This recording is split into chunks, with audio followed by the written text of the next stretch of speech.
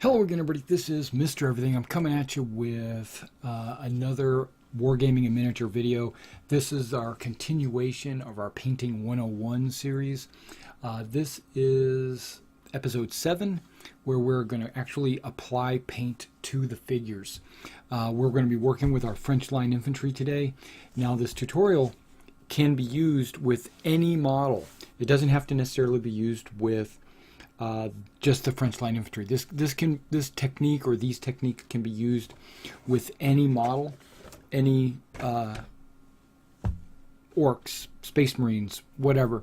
Okay, I'm going to be painting all 24 figures today, but what I am going to be doing is only showing you the first figure of each color, and then I'm going to off camera paint the rest. And then I'll come back to that first figure and we'll paint it again with the next color, and so on and so forth. And you will get a chance to see how long it takes to paint just one figure. There will be a break between these videos. I'm going to have to make 2 videos here because in this video we're not going to completely finish the figures, because my next video is going to be on dipping and coating the figures. So this is going to be multiple videos, not all painting in one. Okay, so let's start. What do we need? Well, we got to have our brushes, we got to have our models. We have to have some water that we're going to mix with our, you don't see this, but I've got a little bottle of water here that I'm going to mix with my paints that are all, so I can thin them, but I need to do that in a palette. If you remember the choosing my colors video, I chose 19 different colors for these models. So what does that mean? That means I need 2 palettes, because these have 10 in each palette. So we'll just put 1 palette down, we'll put 1 palette off to the side. You need some warm soapy water to clean your brushes as you go. You're going to need a paper towel to dry your brushes off and clean them as you go.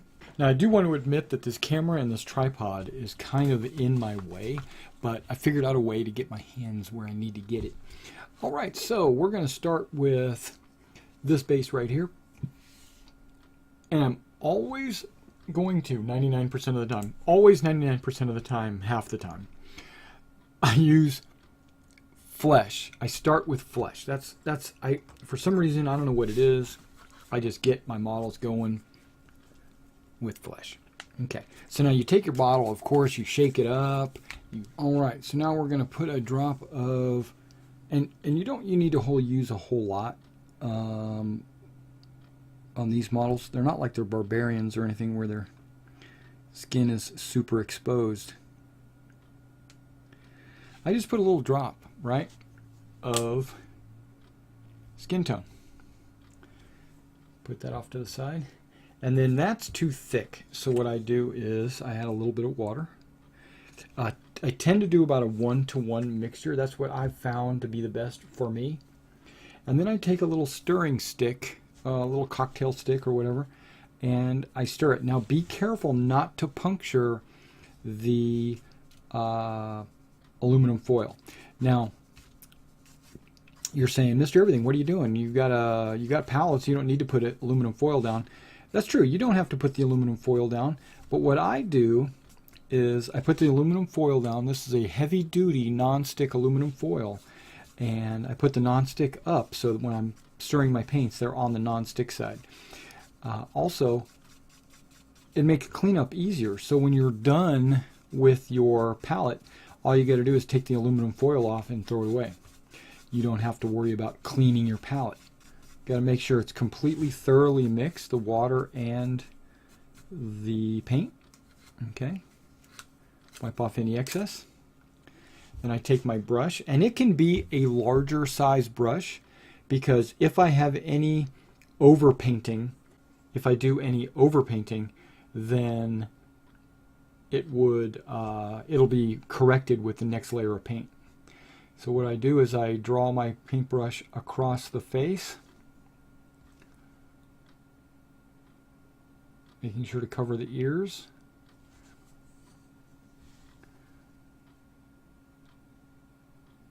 Making sure to have enough paint to cover the model that you're trying to paint and without getting too excessive. Okay, not bothering with the hair. And the only other part of him that's flesh is his grubby little hands.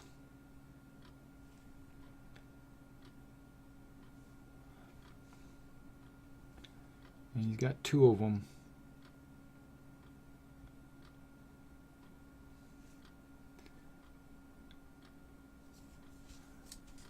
Spinning the models around to make sure you can get in the front and the back of his hands, his palms. Okay, so we got his face and his hands. Let me do the rest of the models and I'll be right back.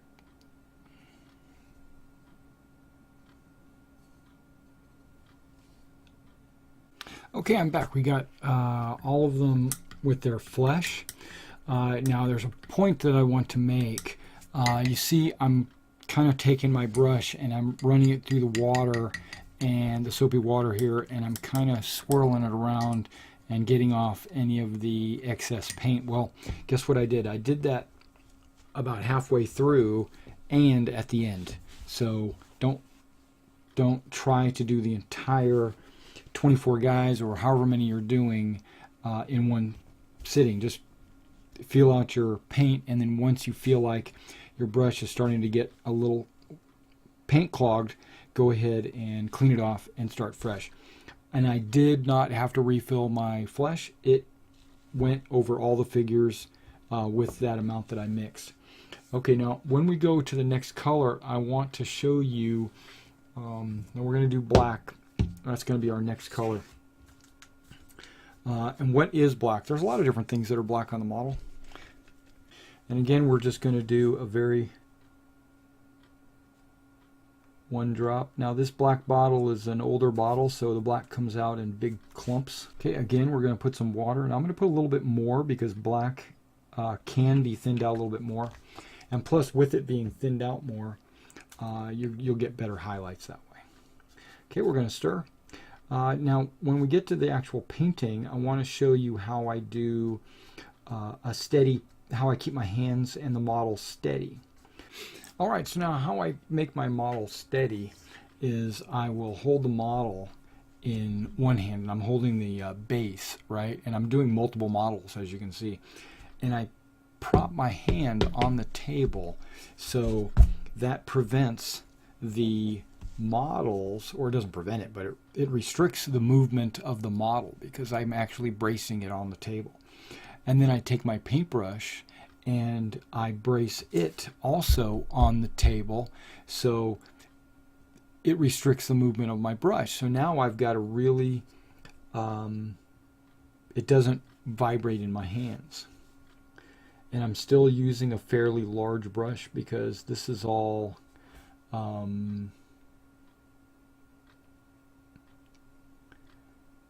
fairly large area that I'm covering.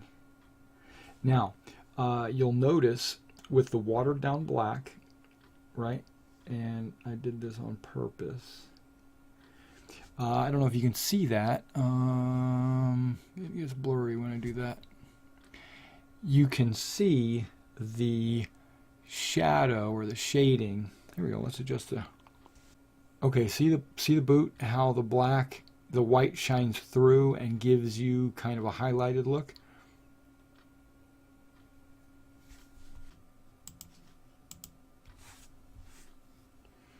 All right, so let's continue on.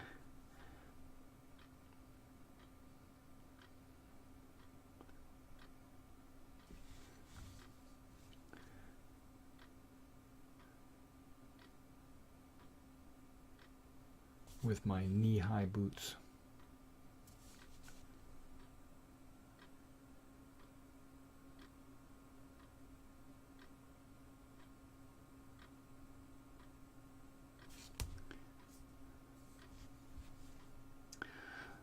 All right, now not just the boots, now we're going to do his shako as well.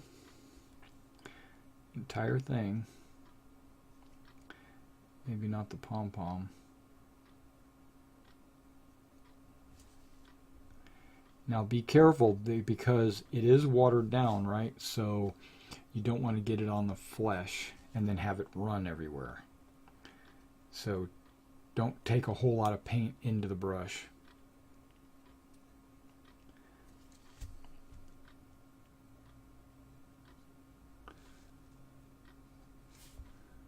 Okay, the Shaco's looking good.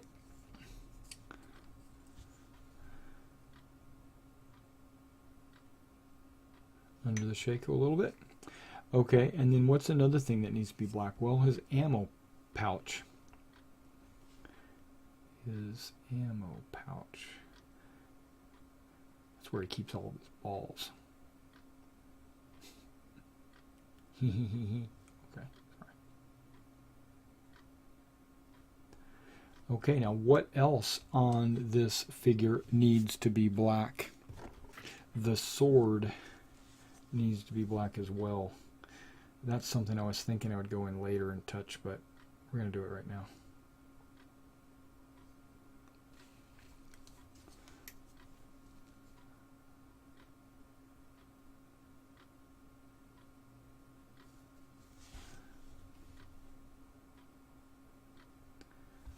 Okay.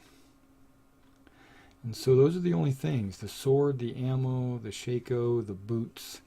And you can see how the highlighting is starting to, as it dries, it's kind of highlighting itself. All right, let me get the rest and I'll be right back. All right, the next color we're going to go with is the true blue. I've already got it mixed up right here with some water. We're going to get our figure out. You can kind of see how it's working. Now, the only thing that's blue on the uniform is the jacket. I want to use a smaller brush now that I'm thinking about it. I know.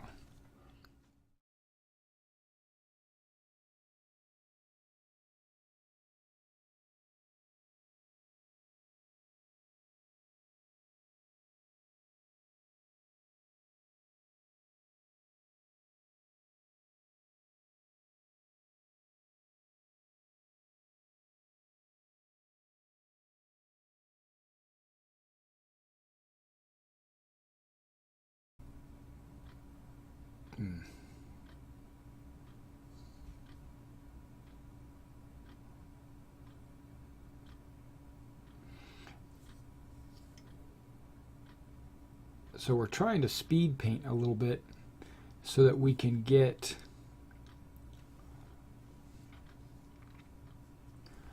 enough models onto the table. We're trying to field armies. We're not trying to paint individual models.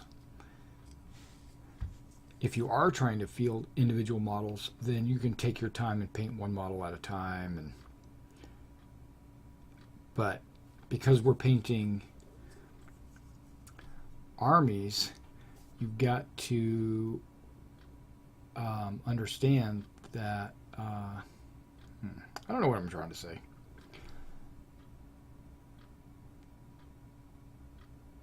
Use techniques, that's what I'm trying to say. Use techniques that'll speed up the painting process, like dipping and washing and highlighting.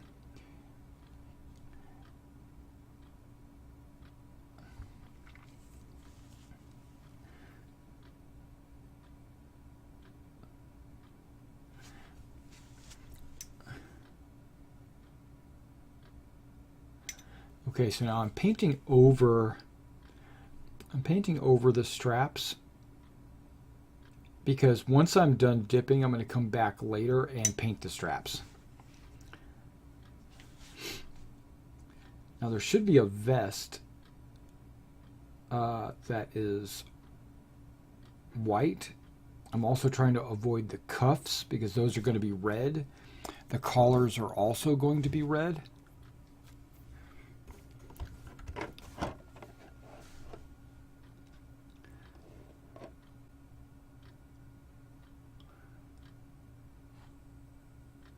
Yeah, see there's like a vest right there. There's a vest of white. And the turnbacks on the back of the model is also red, but I have everything pretty much covered.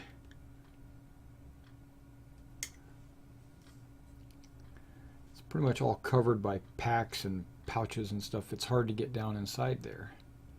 And it's really not going to be that important, because once you dip it, it's going to put a brown tone to it or whatever. But yeah, just use a smaller brush to avoid painting over the black that you've already painted.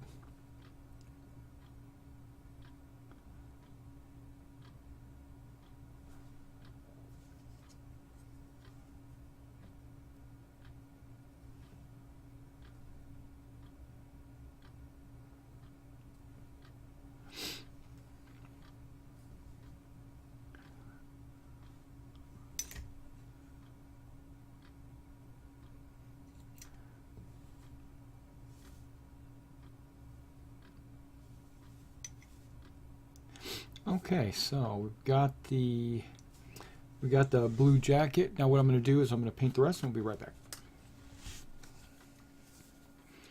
Alright guys, now what I'm going to do next is their backpacks. What I've done is I'm using the teddy bear's tan. If you watch the choosing color video, I chose the teddy bear tan for the leather helmet covers, but none of the heads that I actually put on these models here have the helmet covers. They're all just exposed shakos. So I've decided to use this as the backpacks. I've already mixed up a little bit, a very small amount, because I figured I could cover the backpacks pretty easily. And I'm going to use one of my larger brushes. Basically, it's the Citadel starter brush. So let's go ahead and knock out this backpack, and it should be super easy. And this is the only thing that is going to be this color. And remember, the top is a the greatcoat, which I'm going to paint gray.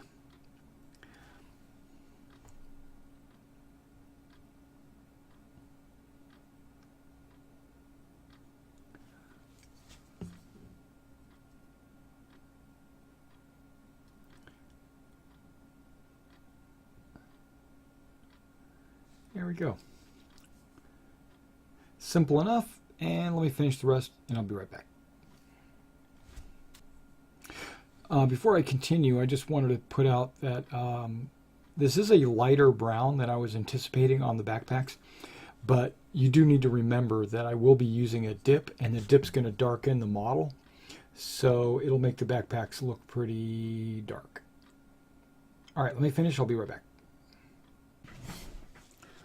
Alright guys, so now the next color we're going to go to is the gray for the backpacks. That also should be a fairly quick and easy color, because I'm just going to throw it onto the backpacks. Here we go.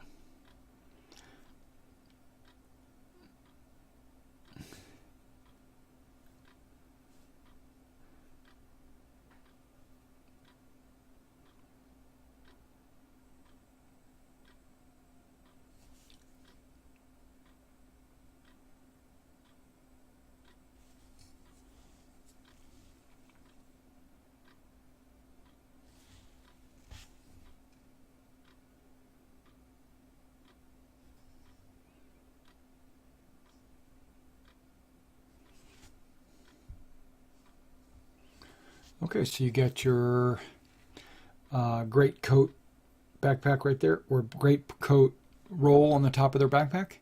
Let me do the rest of them. I'll be right back. Alright guys, now we're going to do the raw sienna, and we're going to do that for the wood on the rifle or the muskets and the standard. So let's go ahead and pull one of these guys out again. Now remember, you don't have to be completely 100% in the lines, because there's a couple of techniques later on that are going to be, the dipping is going to also fill in cracks and crevices between the two colors. So what it'll do is it'll disguise any overpainting you might have done. But more importantly, one of the final steps is black lining. And so I'm going to go in and black line between and where two colors meet.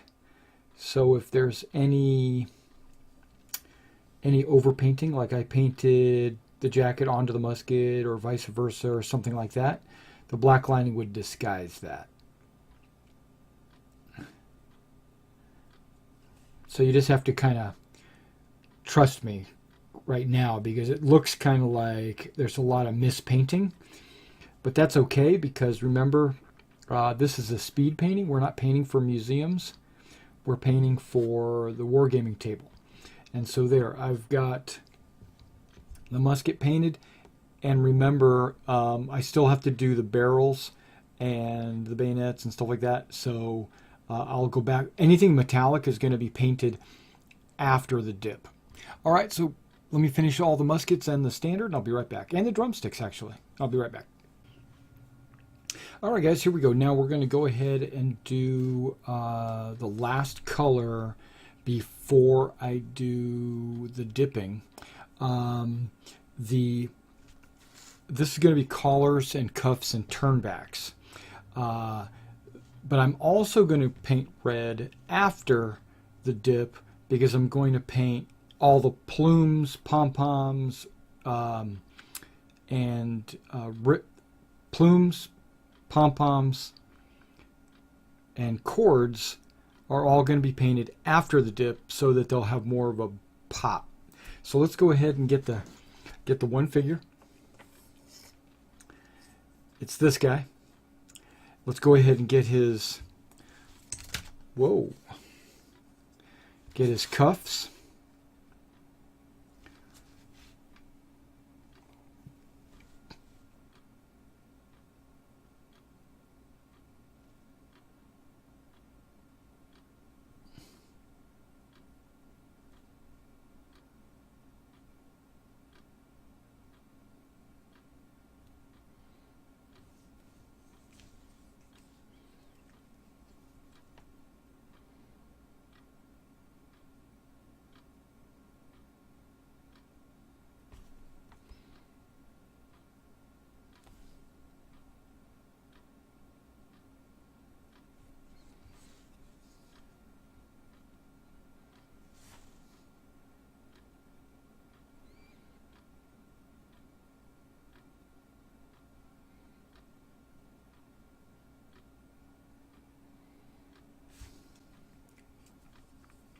Okay, now when you go to paint the collars, you got to make sure that what I do is I take my brush and I lay it on the collar and I draw it down. Yeah, so you'll have to kind of watch this technique. See that?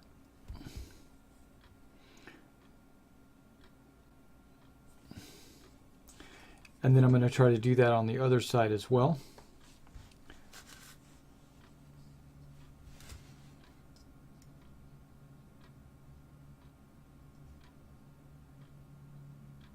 I'm being very careful.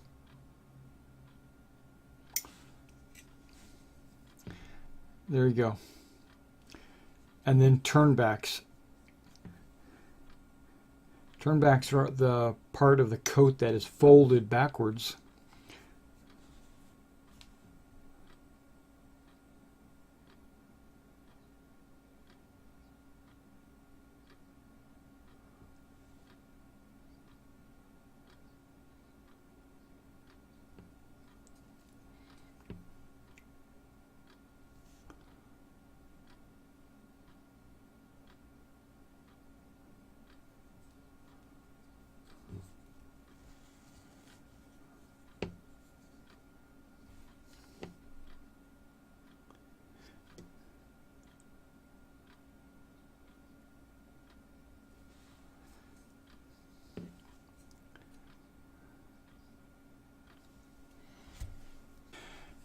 Okay, so I've got this guy.